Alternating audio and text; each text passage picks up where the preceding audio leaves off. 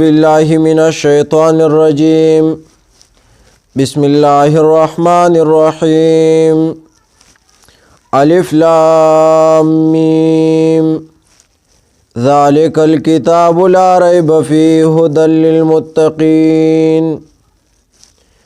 الذين يؤمنون بالغيب ويقيمون الصلاة ومما رزقناهم ينفقون والذين يؤمنون بما أنزل إليك وما أنزل من قبلك وبالآخرة هم يوقنون. سورة البقرة مدنی سورت تے پا ترتیب نزول کے 88 نمبر سورت تے 87 نمبر او پا ترتیب مصحفی کے 2 نمبر سورت تے نازل شوه دے پس دا سورہ متوففین نا. ربط دا دی سورت دا مخ کی سورت سر پا یوسو وجوه دے. اول وجہ اغا اجمال او دا تفصیل دے، یعنی سورہ فاتحہ اجمال او سورہ بقرہ والا تفصیل. دویم وجہ حل تا ذکر دا رب العالمین او دلتا تفصیل دا ربوبیت دے فا الذی خلقکم سرا. دریم وجہ حل تا ذکر دا رحمان او دا رحیم او دلتا تفصیل دا رحمانیت تے پا بیان دا بنی اسرائیل سرا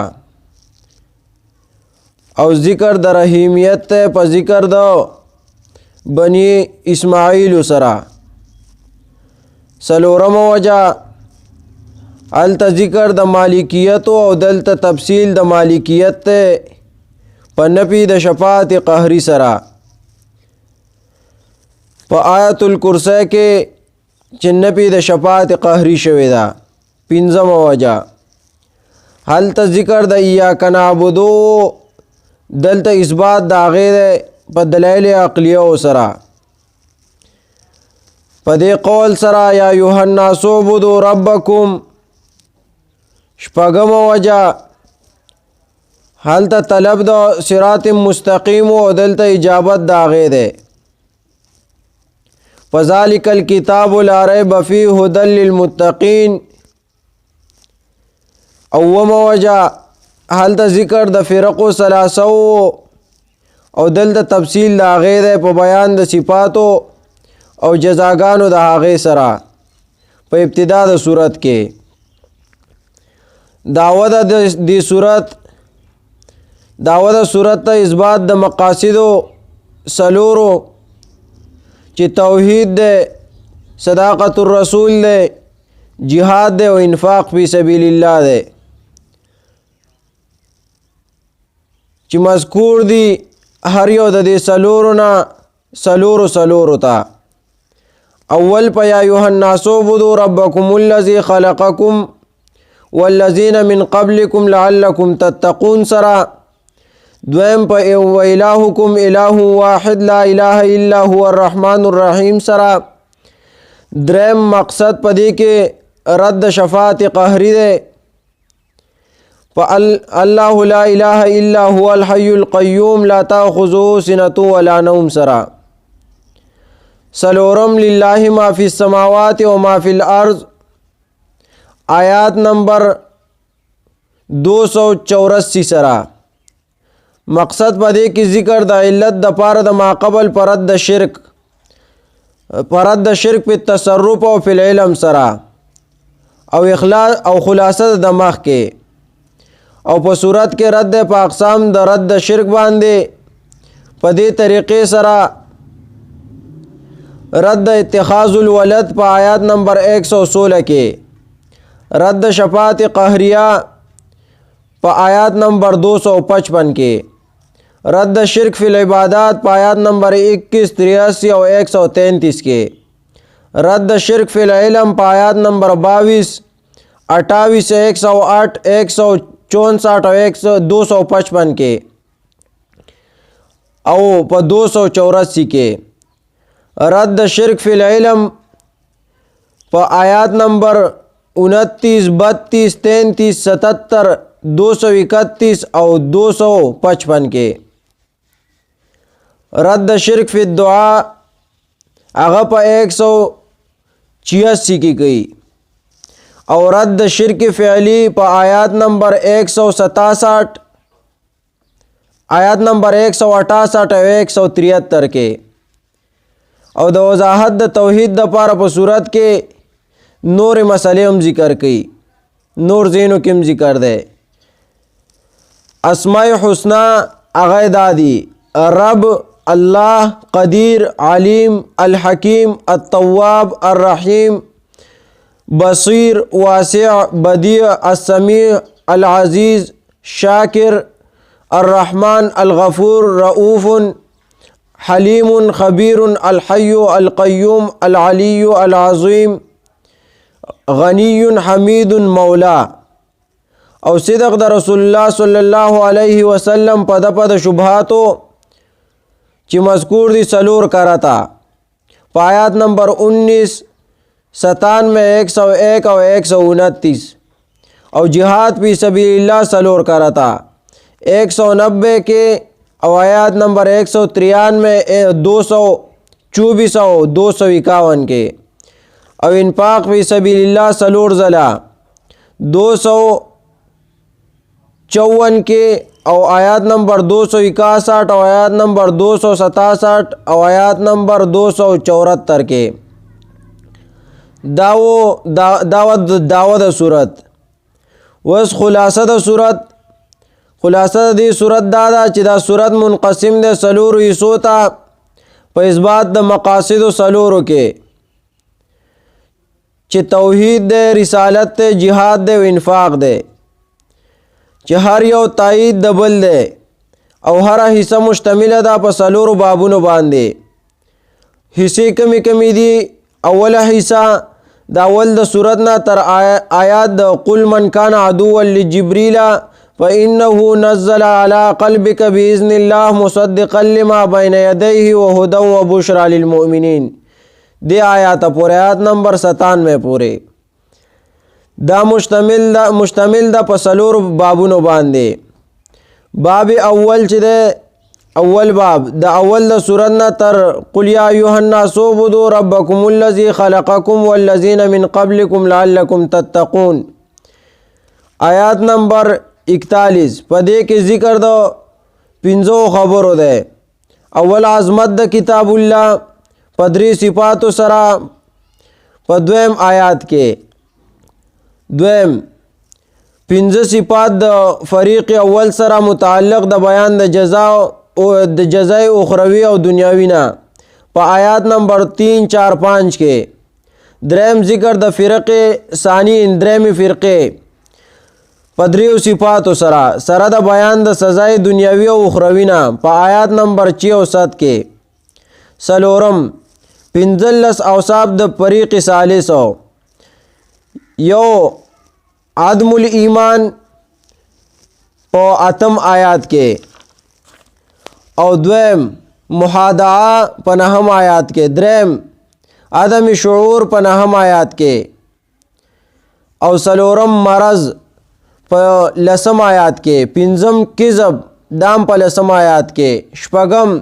نسبت الاصلاح للفساد په یولسم آیات کې وم الافساد په دولسم آیات کې او اتم تصفیہ عقلاء الدین په دیارلسم آیات کې نهم الصفاحت په دیارلسم آیات کې او لسم عدم علم اب دیارلسم آیات کې او لسم معیت الشیطان په سوارلسم آیات کې او دولسم الاستهزاء بالمؤمنین په سوارلسم آیات کې دیارلسم الطغیان پنلسم آیات کې سوارلسم اشتراء الضلالہ په شپاړسم آیات کې پنځلسم عدم الاهتداء په شپاړسم آیات کې سره د بیان د سزای دنیاوی او اخروی نه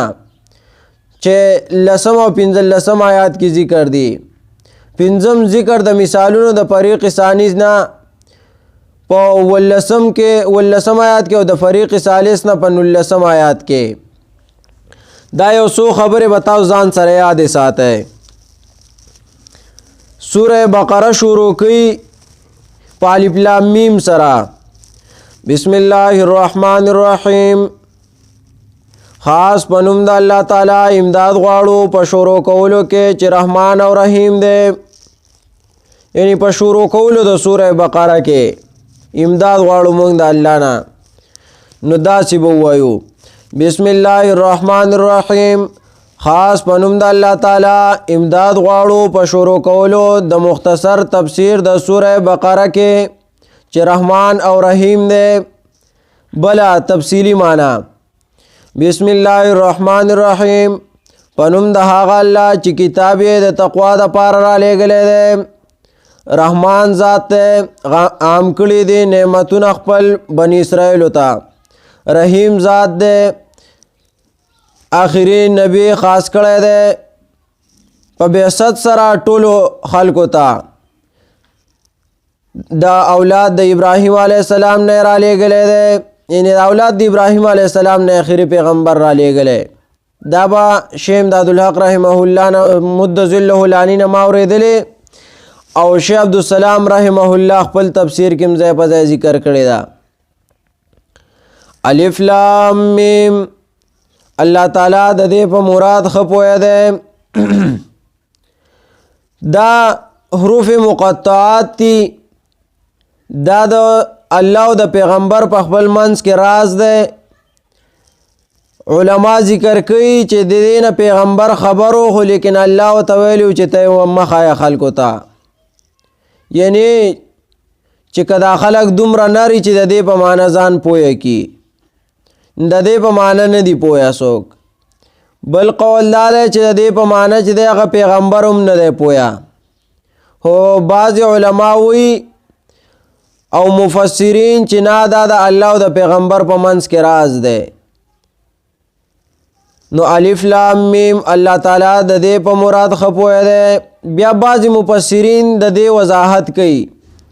چې د الف نه مراد الله، د لام نه مراد جبرائیل علیه السلام، د میم نه مراد محمد صلی الله علیه وسلم. نو داسې بشي الف لام میم. الله تعالی کتاب را لیږلی یعنی قرآن را لیږلی په واسطه د جبریل علیه السلام باندې چې نازل کړی دی په محمد صلی الله علیه وسلم باندې. نو د الف نه مراد به الله شي، د لام نه مراد به جبریل علیه السلام شي او د میم نه مراد به محمد صلی الله علیه وسلم شي. دا خو د مفسرینو خپل اقوال دي.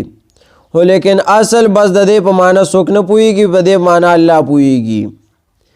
ذالک الکتاب لا ریب فیه هدی للمتقین. ذالک الکتاب دا پورا کتاب دی، دا قرآن پورا کتاب دی. بس دې کې خوا نورې خبرې کول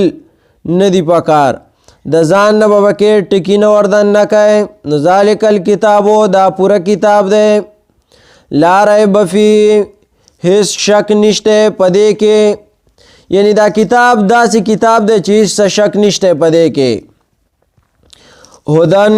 پورا ہدایت کوونکی دی د پاره د فایدې للمتقین پرهیزګارانو ته. یعنی هدایت کوونکی دی للمتقین د پاره د پرهیزګارانو. یعنی ښه خلک په دې سره څه چل کوي هدایت مومي چې بس د بغض او د حسد نه پاک راشي او قرآن تکینی نو پدے با ہدایت عمومی. آیات کی ذکر دے لا ریب. لا ریب یعنی ریب پا اصل کی ریبون و پا وزن دا فعلن باندے چه ہم چود دے راتو ضربن. دا صغا دا سلاسی مجرد اجوفی یائی اسباب دا ضربا یضربونا. او نحوی تحقیق پدې کې دا دی چې پدې باندې دا کم لام داخل شوی دی نو دا الله نفی جنس دی او دا ریب د دې نکره مفرد ده، دا ول نکره ده. او پدې آیات کې ورپسې یو بل ټکی راغلی دی هدن. هدن راغلی چې دا په اصل کې دا ټکی هدیون و. هدیون په وزن د فعلون باندې چې هم چود دې راتو زوربون. دا د باب ضرب یضربون اسم مصدر دی او په دې کې دا یا متحرک وا ما قبل تی مفتوح نو یو قانون په دې کې ولګي چې قانون ته ویل کېږي قالبا والا قانون نو دا یا چې دا بدل شو په الف باندې دا قانون د وجنا نو هدان ته جوړ شو بیا دوا ټکی په یو ځای باندې ساکن رااله یعنی التقاء د ساکنین رااله نو الف او د الف او د نون په منځ کې نو الف ته موږ د التقاء ساکنین د وجنا وغورځاو نو چې د التقاء ساکنین د وجنا ته موږ وغورځاو نو په دې کې قانون د نون خفیفه ولګي نو هدا ته جوړ شو یعنی چې نون خفیفه والا قانون پکې ولګي یو بل جوازي صورت نو هدا ویلم په دې کې جایز دی او چلته التقاء د ساکنین رااله چې هدانو نو دای په الف سره بدل کو او په الف بیا ساکنو په هغه باندې بیا بل څه اعراب نه جاری کېدل او د نون په بدله کې هغه مونږ چې نون تنوین او نون ساکنو نو هغه قانون د وجه نه تینا په هغه مونږ په دال باندې بل فتحه ولګوله نو هدن ته نه جوړ شو وس ابل اورس چې قاری صاحب کم قراتونه کړی دي نو په هغه قراتونو کې کو څوک دلته بیا دا کوي د قانون په وجه باندې نو دلته بیا هدا للمتقین ویلم جایز دی د یو قانون په وجه باندې او د آیات کې ورپسې للمتقین ذکر ده للمتقین په اصل کې څه شی او بیا متقین ته څنګه راغی للمتقین په اصل کې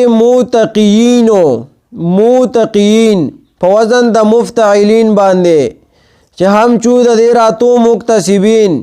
صيغه د جمع مذکر سالم اسم فاعل د ثلاثی مزید به د لفظ مفروق اسباب ابتعال نو تعلیل په دې کې شوی دی د باب ابتعال په کلمه په مقابله کې نو په هغه کې و راغلی دی نو اتعاده والا قانون په دې کې لګېدلی دی نو اتعاده کې تا اور تا کو تا میں ادغام کیا یعنی دا تا دا یا چې راغلی دا د تاکړې دا او ته پتا کې مدغم کړی دا نو متقین ته نه جوړ شوی دی متقین بیا په یا باندې کسره چې وای دا زیر چې په یا باندې راغلی دی نو دا په دې باندې درنه وه نو هغه ته نه نقل کړه وروسته بلې یا ته او وروسته قاب ته نو بیا چې د التقاء د ساکنینو رااله د دوو یاګانو په منځ کې نو یو یا ته نه د التقاء ساکنین د وجه نه حذف کړه نو متقین ته نه جوړ شو د دې قوانینو نه علاوه په دې کې اسم فاعل والا قانون هم لګېدلی دی نو اصل کې متقین او تقیین په وزن د مفتعلین د قوانینو د وجه نه چې وجوبي قوانین دي په دې کې لګېدلي نو متقین ته نه جوړ شوی دی ورپسې آیات الذين يؤمنون بالغيب ويقيمون الصلاة ومما رزقناهم ينفقون الذين دا متقیان هغه کسان دي یؤمنون چې یقین کوي په هغه څه بالغیب چې د دوی نه پټ دي ويقيمون الصلاة او پابندي کوي د مانځو ومما رزقناهم ينفقون او بعض د هغه مال نه چې موږ دوی ته ورکړی دی خرچ کوي د الله په لار کې وسو الذين سره دا کسان ذکر کړه چې متقیان دي مخکې وی چې هدل للمتقین هدایت د پاره د متقیانو یعنی پورا هدایت کوونکې د متقیانو او پرهیزګارانو لرا نو سوال په دې ځای باندې راتو چې دا متقیان څوک دي لکه مونږ هم تاسو کو چې متقیان څوک دي نو الله په خپل جواب کوي الذين دا متقیان هغه کسان دي یؤمنون چې یقین کوي بالغیب په غیب باندې یعنی په پټو سيزونو باندې ويقيمون الصلاة او پابندي کوي د مانځو ومما رزقناهم ينفقون او باز دا غمال چې موږ دوی ته ورکړی دی خرج کوي د الله په لار کې اوس یو سړی وایي چې زه مسلمان یم او تقي متقي تبلیغي یم او پرهیزګار یم، نو هغه به مونږ ګورو چې په ده کې دا نښې شته که نه. هر یو به راپاسي بس زه متقي یم او زه د الله ولی یم او ما ته چې دی نو دا چل کېږي او زه چې دی دم په چا واچوم او څوک دم کړم نو هغه ټیک کېږي ځکه زه د الله ولی یم. او که وګورې ورته نو د غریب به د مونځ درک خطایي، ګیره به یې خریلي او چې دی نو په سر به یې ټوپی نه او دی غټ متقي دی. نو دا سړی متقي نشي کېدی. چې څوک درته وایي چې زه متقي یم نو په هغه کې به دا نښې موجودې کومې چې الله ذکر کړي او ورپسې نور هم ذکر کوي. نو الذین دا کسان دي دا متقیان یؤمنون چې یقین کوي یعنی ایمان لري بالغیب په پټو څیزونو باندې. پټ څیزونه کم دي؟ مونږ چې ایمان مجمل او ایمان مفصل کې مونږ وایو هغه مونږ وایو که نه چې مونږ ایمان راوړی دی په څه باندې؟ په کتاب باندې او په رسول الله باندې، په ورځ د آخرت باندې او په ملائکو باندې. دا ټول پټ څیزونه دي. پیغمبر زمونږ نه پټ دی، زمونږ په ایمان دی چې حق پیغمبر راغلی دی او بس وفات شوی دی. ملائک دي، د الله بندگان دي، د الله مخلوق دی او چې دی نورانی مخلوق دی هغه زمونږ نه پټ دی، خو زمونږ دا یقین دی چې بس شته دی. الله چې دی عالم الغیب دی، مونږ یې پیدا کړي او ټول مخلوق یې پیدا کړی دی، خو پټ دی، مونږ لیدلی نه دی تر اوسه پورې. زمونږ په دا ایمان دی چې الله شته دی او الله موجود دی. دارنګې آخرت ته او عذابونه یا چې دی نو راحت ته جنتونه دي او دوزخونه دي، نو هغه مونږ لیدلی نه دي او نه زمونږ مخې ته څه مثال شته دی. خو زمونږ دا یقین او دا ایمان دی چې آخرت شته، دوزخ او جنت شته، عذاب سزا او چې دی نو راحت شته، نو هغې باندې زمونږ ایمان دی. په دې بالغیب کې دا ټول څیزونه پټ کړي دي چې غیب هر څیز دی خو چې د الله د طرفه دی او حق دی، نو په دې باندې زمونږ ایمان دی او دا چې دی نو مونږ ټیک لارې ته بوځي. نو چې څوک په ایمان چا چې ایمان راوړی په غیبو باندې چې تېنه نه دی خبر، پیغمبر مونږ نه دی لیدلی، زمونږ په ایمان دی، نو دا صحیح متقي سړی دی. خو دې متقي سړي کې ورپسې نښه به دا وي ویقیمون الصلاة او پابندي کوي د مانځه، یعنی پابندي به د مانځه کوي. داسې نه چې ټکی مونځ نه کوي، جماعت نه پیژني، کور کې زنانه د مسلن نه پیژني، دا پته ورته نه لګي چې قبله کم سیټه ده او چې دی نو دا وایي چې زه غټه پرهیزګاره زنانه یم او زه ډېره پرهیزګاره یم او زه خو داسې یم. نه، چې مونځ یې نه کوو دا پرهیزګاره نه ده. که دا هر څومره وایي، که دا چېرته تعلیم کوي په بچو باندې، دارنګې قرآن له بچې رالیږي، مانځه له بچې رالیږي او هر څه دا کوي او زکاتونه او خیراتونه ورکوي او په ګاونډیانو باندې خفه کېږي او هر رنګه صدقې کوي، خو چې مونځ نه کوي نو دا ښځه متقي نشي کېدی، دا سړی متقي نشي کېدی. نو متقي به هغه سړی چې پابندي کوي د مانځه. نو چې د پابندي د مانځه کوي نو ته متقي سړی او ته متقي ښځه نو ته به پابندي کوي د مانځه. نو مونځ چې دی مونځ یو داسې څیز دی چې د مونځ نه بغیر ایمان او اسلام نه پاتې کېږي. ځکه حدیث کې راځي عمر رضی الله تعالی عنہ فرمایي الصلاة عماد الدین، مونځ د دین ستن ده. نو چې مونځ د دین ستن شوه او مونځ ته تا ونړو نو آبادی دې ونړو. ځکه یو سړی وایي زه خو د آبادي لینټر ته څه نه وایم او لینټر او دیوالونه خو ځان له ولاړ دي، خو لیکن زه د صرف دا ستنې رارتاوم، دا ستنې پکې زما نه دي خوښې او دا ستنې پکې مزه نه کوي، نو چې ستنې دې راوغورځولې نو په خپله به د آبادۍ راغورځېږي. یو سړی وایي زه خو حجونه کوم او عمرې کوم او تبلیغونه کوم او چې دی نو د خاوند خدمت کوم او د هر څه کوم، خو لیکن دا مونځ ځکه نه کوم چې هلته ډوډۍ پخولي، دلته سالن پخولي، دلته راته خواښې قاریږي او دلته چې دی نو ماشوم راته جاړي او هلته راته خاوند قاریږي چې دلته راشه، نو د دې وجې نه دا مونځ نه شم کولی. نو مونځ چې ته نشي کولی نو که دا ټول کارونه ته وکړې نو دین دې مکمل نه دی، آبادۍ دې ونړو. آبادۍ ستا نور ټول برابر دی، خو چې مونځ دې پکې نه دی کړی نو تا ته ستن لرې کړه، چې ستن دې ته لرې کړه نو آبادۍ دې راوغورځو. د مونځ په ټیم کې چې مونځ د نه قضا کیږي نو د فرض مونځ په ټیم کې به د هیچا خبره نه منې. هو دا مونږ وایو چې د خاوند حق فرض دی لازم دی نو دغه به تا ادا کوې. هو چې په نفلي مانځه باندې ولاړه یې ښځه ده او په نفلي مانځه باندې ولاړه ده خاوند ورته اواز وکړو چې دلته راشه نو دا به بیا دا نه کوي چې زه دا نفلي مونځ مې شروع کړی دی او 2 رکعاته مې کړي او بس په آخري قاعده ناست یم او سلام ګرځوم بیا ورځمه.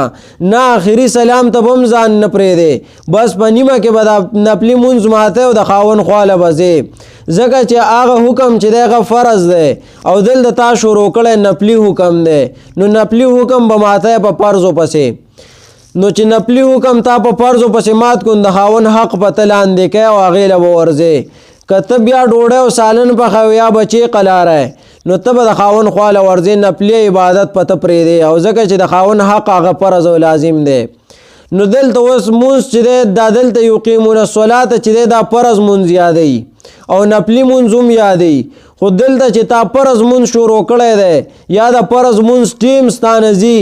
که تا ته خواښې اواز کوي که تا ته سخر اواز کوي که تا ته ورندار اواز کوي که تا ته خاوند اواز کوي که تا ته بچې جاړي که ستا نه سالن خرابېږي او روټۍ د نه سوځي ودې سوځي خو فرض مونځ به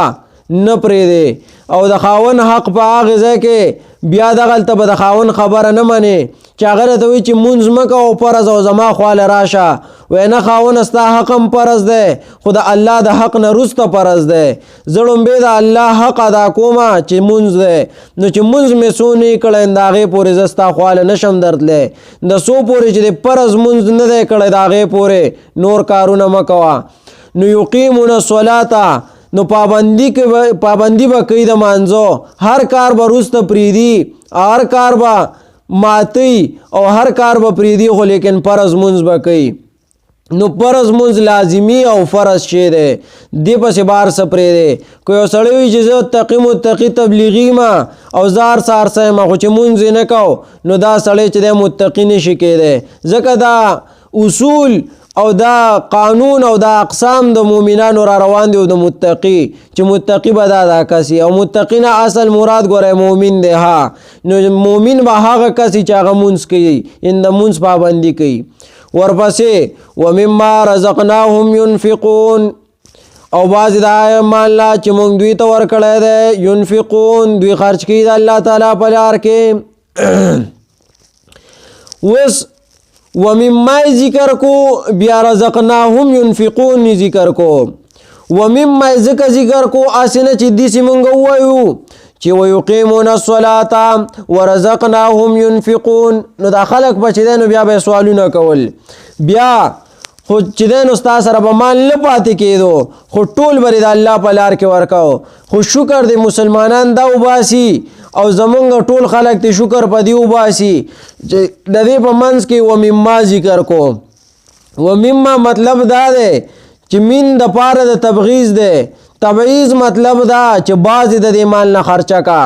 نو شکر وباسئ چې کله تاسو مال خرچه کوئ چې الله مال درکو نو شکر پې وباسه. کنی تا بوز دا ټول د الله په لار کې خرچه کو خو دلته مما ذکر کو نو بعضې تېنه خرچه کا او بعضې تېنه مه خرچه کوه. ومما رزقناهم ينفقون او بعضې د هغه مال نه چې موږ دوی ته ورکړی دی ينفقون خرچ کوي دوی د الله په لار کې. الله د مال درکو نو دا اوس د دې نه صحیح سره واله او د الله په لار کې خرچ کا. الله چې د نو په لکونو روپۍ درکړي دي لږې روپۍ ترې راواله په مدرسه یې ولګوه لږې روپۍ ترې راواله او په جومات یې ولګوه لږې روپۍ ترې راواله نو دغلته په مجاهدینو یې ولګوه مجاهدینو له پې اسلحه واله هغوی له چې دی نو سورلی پې ولواله هغوی له پې د کانا پینا بندوبست وکړه. نو ستا د بعضې مال چې دی دا د الله په دین باندې ولګېد ځکه چې متقي هغه سړی دی چې بعضې مال لګوي نو ستا سره اوس په لکونو روپۍ دي او ته نه خرچه کوې. دلته مدرسه کې طالبان وږي اوده کېږي او وږي سملي او پاسي نو ستا د دې مال څه پیدا شوه هو که ته بیا منځم کوي ایمان دیم په غیب راوړی دی خو بیا هم کامل مؤمن نه مسلمان نه ځکه چې الله مال درکړی او ته د الله په دین باندې نه لګای نو دا څنګه مال چې تا د الله په دین ونه لګاو هو که تا ایمان په آخرت او په ملائکو او په الله او په پیغمبر او په کتاب الله راوړی دی نو راوړی دی خیر دی پین وخت مونږ کوي این ټیم په جمعات کې ناسه تکبیری اولاد نه پوت کیږي یا زنانه دا واغه چې دینو پنځه وخت مونږ کې او ارسه کوي او خصم مسلمان ځان ته وي خو لیکن دومره مال له وسره چې د حد نه وسره سیوا ده او چې دینو دا په سونو تولی کالی دی وسره دا وسره 15 تولی او شپږ تولی کالی او دا چې دینو دا وسره اکثر وس د زنانو هم د بانک اکاونټي نو په اکاونټونو کې وسره پیسې دا رنګ په ایزی پیسې کې وسره پیسې په ای ټی ایم کارت کې وسره پیسې نو کور په بکس او په بریف کیس کې او په صندوق کې وسره پیسې نو چې چرته زی غم خادل نو په پرس کې وسره پیسې نو دومره وسره سیوا شي چې د لوپټي په پیس کې وتړه د لوپټي په پیس کې پیسې نو دا ټولي پیسې چې تارا جمع کړي دي او ته ځان ته تقی متقی او مسلمان وای زه ډیر پرهیزګار یم نو استاد سره چې دا دور مال تعالی الله درکړی دی دا خدای الله په دین ولګاو کنه نو چې په جمعات کې د سشي ضرورت نو په جمعات ولګاوا نو چې په مدرسه کې د سشي ضرورت نو په مدرسه ولګاوا ځکه چې الله ذکر کړی چې هدل للمتقین دا قران هدایت ته د پاره د مؤمنانو د متقیانو ورپسې مؤمنانو متقیان چې ذکر کوي نو هغه خلک ذکر کوي چې دا دوی لکه مال ما ورکړی دی نو دینه بعضې مال به دوی رالی او د الله په لار به خرچه کوي د الله په لار کې به لګوي که دا وایي چې دا مال زما دی نو الله وایي مونږ دوی له دا مال ورکړی دی نو بیا به الله سبا دا مال والی او بیا به منګولې مروړي او دا به وایي چې مال را سره ډېر چې د الله په لار کې مې لګولی وی نن مې په نه په رانغی او په لاس مې رانغی او دا د دنیا یو څو منټه ژوند دی او یو څو ورځې دې تېرې بشي او بیا چې دی نو هېڅ به نه څلور واړه طرفه به راپسې بني 2 فوټه قبر دی او بس قبر کې بیا زما او د الله حساب کتاب دی فرشتې به راځي زما نه به تپوس کوي چې تعالی الله مال درکړی او په څه دې لګولی دی ځکه مونږ بله ورځ هم ویلي وو چې د مالدار سره به حساب کتاب لګوږه دي ځکه حدیث کې راځي علما هم ذکر کوي چې مالداره سړی به د غریب نه 500 کال وروسته جنت ته داخليږي ځکه حساب کتاب ډېر دی نو دا حساب کتاب د اوس نه د ځان سره وکړه او دا مال رواله او څه ځان ته پرېږده هسې نه چې ټول د الله په دین ولګئ نه ټول د الله په دین مه لګوه ځان ته ترې پرېږده بچو ته ترې پرېږده ښځې ته ترې پرېږده خاوند ته ترې پرېږده خپل مور پلار او د چم گاونډ ته ترې پرېږده او څه مال رواله د الله په دین باندې ولګوه او نن سبا خو داسې خلک هم شته چې کال به په پیسو باندې واوړي خو لیکن زکات پکې نه ورکوي نو زکات پکې ورکه ځکه دا زکات داسې چیز دی د دې سره مال پاکیږي مال کې سره برکت راځي او مال سره سیوا کیږي دا مال سیوا کېده د مطلب دا نه چې ما په 40 روپو کې 1 روپۍ ورکړه او دا بوس 50 شي دا 50 کیږي نه دا یو کم 40 شوي خو لیکن برکت پکې دوره راغی چې دا اوس مال دو یو په ډبل د هغې ځای نیسي او د هغې کار ماله کوي برکتي شوې نو مال خو 1 روپۍ را کم شو خو برکت پکې الله واچو دا مال برکتي کو نو څومره مال چې زمونږ او ستاسو سره دی چې دا مونږ د الله په دین باندې ولګو په دیندارو خلکو باندې ولګو هسې نه چې ته وایې چې زه مال لګوم او زه خو خلکو له خیراتي ورکوم او دا چې دی زه صدقې کوم او ته ګورې نه هسپتال ته تلې نو هلته دې 100 روپۍ پوډري له ورکړې نو 100 روپۍ دې هلته نشهي له ورکړې هلته راغلی او د ځان نه هسې سوالګند او چاندګری جوړ کړی نو 100 او 200 روپۍ دې هغه له ورکړې نه داسې کس له ورکه چې تا ته پته چې دا سړی چې دی نو دینداره دی او په دین باندې لګوي هسې نه چې په لارو کوڅو کې چېرته پوډري او چرسي له ورکې داسې سړي له به یې نه ورکوې هسې نه چې غټ ډاکو دی او غټ حرامي دی او ته یې هغه له ورکې نو هغه له به یې نه ورکوې چې تا پېژندلی نه چې دا سړی دینداره دی او په دین باندې لګوي نو د ځان نه هر چا نن سبا دغه څیزونه جوړ کړي چې زه غریب او فقیر یم نو هغه له یې مه ورکوه هغې ځای کې ولګوه چې تا ته یې پته ده ومما او بعضې د هغې مال نه رزقناهم چې درکړی مونږ تاسو ته یعنې مونږ دوی ته ورکړی دی د مؤمنانو ته ومما رزقناهم او بعضې د هغې مال نه چې مونږ دوی ته ورکړی دی ينفقون خرچ کوي د الله په لار کې یعنی الله وی ما ولا مال ورکو نو دوی د الله په لار کې خرچه کو. اوس په دې کې یو څو ټکي راځي په دې آیات کې یو ټکی راځي یؤمنون دا په اصل کې څه شی په وزن د څه شی نو یؤمنون په وزن د یفعلون باندې و چې هم چود دې راتو یکرمون سوا د جمع مذکر غائب پہلی مضارع معلوم د ثلاثی مزید پیه محموز الفا د باب افعال لا نو پدې کې مضارع معلوم والا قانون لګیدل دی او پدې کې یو بل قانون لګیدل دی چې سملګری پکې پیژني رأس بوسن والا قانون نو پدې کې دغه قانون لګیدل د قوانین وجوبي دي نو یؤمنون تنه جوړ شوی دی او پدې کې یؤمنون هم ویل جایز دي چې یؤمنون ونه حمزات لري کې او تش وو چې یؤمنون کې نو دغه ویل پکې جایز دي. خا پدې کې بل ټکی راغلی په دې آیات کې رزقنا په وزن د فعلنا چې هم چود دې راتو نصرنا سوا د جمع متکلم په ماضی معلوم د ثلاثی مجرد نو او د اسباب نصر ینصرون او بل ټکی په دې کې راغلی دی بالغیب ټکی په دې آیات کې راغلی دی چې په اصل کې غیبونو دا بالغیب په اصل کې غیبونو په وزن د فعلون باندې نو هم چود دې راتو ضربون سیاده واحد اسم مصدر ثلاثی مجرد اجوب یائی اسباب ضربه یضربو پدې کې نون تنوین والا قانون لګیدل او حمزه وصلی والا نو ستې جوړ شوی بالغیب ته جوړ شوی دی او دغه قوانین پدې کې لګیدلی دي. او بل دې کې راغلی دی یقیمون الصلاة یقیمون ټکی پکې راغلی چې په اصل کې یقومون او په وزن د یفعلون چې هم چود دې راتو یکرمون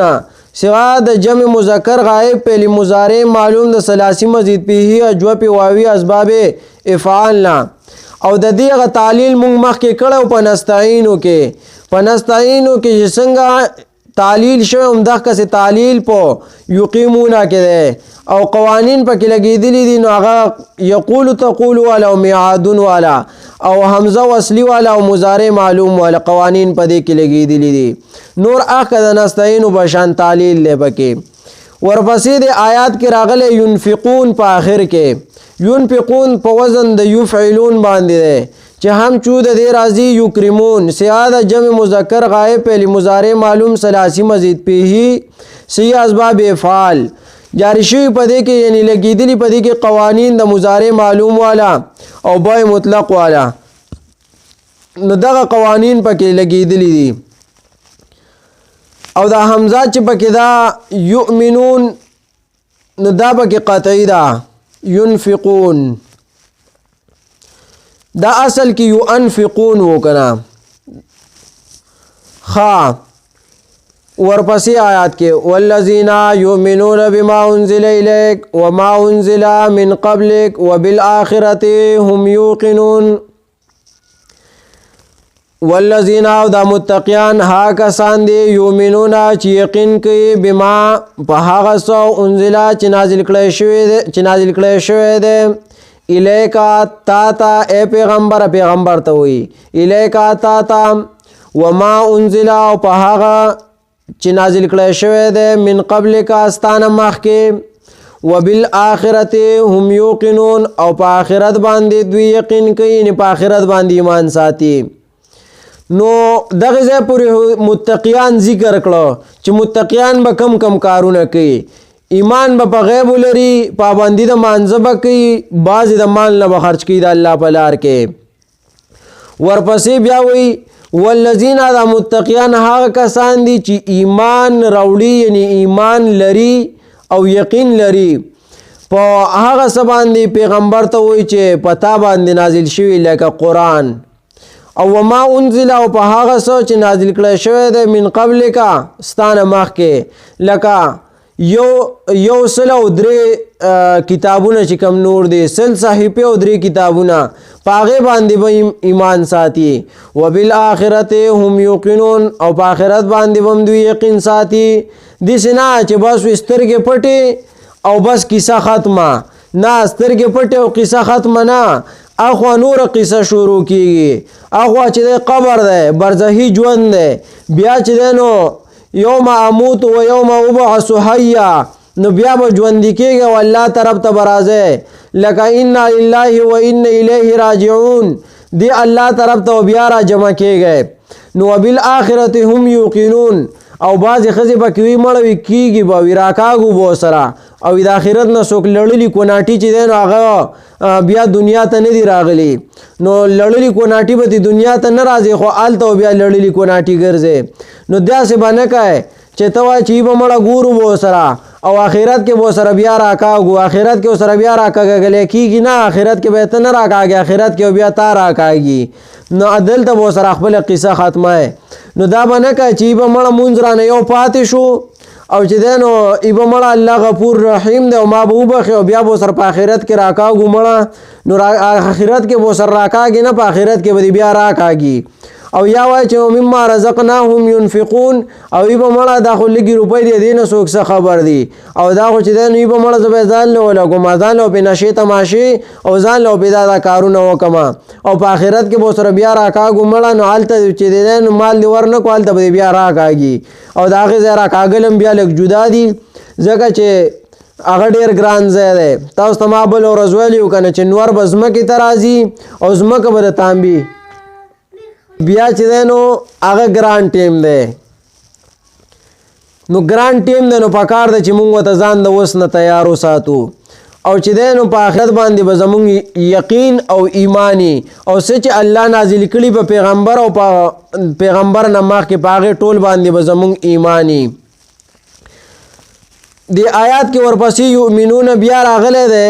یؤمنون مخکې تیر شو، ورپسې په دې آیات کې انزله راغلی دی. انزله په وزن د افعله باندې دی چې هم چود دی راتو اکرما، سیاد واحد مذکر غائب پہلی ماضی مجهول د ثلاثی مزید پیہی صحیح اسباب افعال، پدې کې بای مطلق او ماضی مجهول ول قانون لګیدل نو فعل انزله تی جوړ شوی دی. یو پدې آیات کې بل ټکی راځي یوقنون چې په اصل کې وو یوقنون با وزن دا یفعلون باندې چې هم چود دی راتو یکرمون، سیاد جو مذکر غائب پہلی مضارع معلوم د ثلاثی مزید پیہی او مثال یایی د اسباب افعالنا، او چې دینو تعلیل پکې شوی چې یا ساکنه دا یوقنون او ما قبل تینا مضمون دی، نو دا یا مونږ په و باندې بدل کړه د یوسر او قانون په وجه باندې، نو یوقنون تی جوړ شو، د یوسر او قانون پکې ولګي نو یوقنون، نو قوانین پکې ولګي د یوسر والا او مضارع معلوم والا او حمزه وصلی والا، نو څه شو یوقنون تی نه جوړ شو. لفظی ترجمه ته غوږ کېږئ. بسم الله الرحمن الرحیم. خاص پنوم د الله تعالی امداد غواړو په شروع کولو کې چې رحمان او رحیم دی. الف لام میم. الله تعالی د دې په مراد پوهه دی. ذالک الکتاب، دا پورا کتاب دی. لا ریب فیه، نشته هیڅ شک پدې کې. هدل للمتقین، پورا ہدایت کونکے دے د پاره د پایدے پرهیزګارانو ته. الذین دها کسان دی یؤمنون بالغیب چې یقین کوي په هاڅ چې د دوی نه پټ دي یعنی غیب دي. ویقیمون الصلاة، او پابندي کوي د مانځو. ومما رزقناهم ينفقون، او بعضې د هغه مال نه چې موږ دوی ته ورکړی دی خرج کوي دوی د الله په لار کې. والذین، او دا متقیان ها کسان دی یؤمنون چې یقین کوي بما انزلا په هغه څه چې نازل کړی شوی الیکا تا ته، وما انزلا او په هغه چې نازل کړی شوی دی من قبلکا ستانه مخکې. وبالآخرة هم یوقنون، او په آخرت باندې دوی یقین کوي.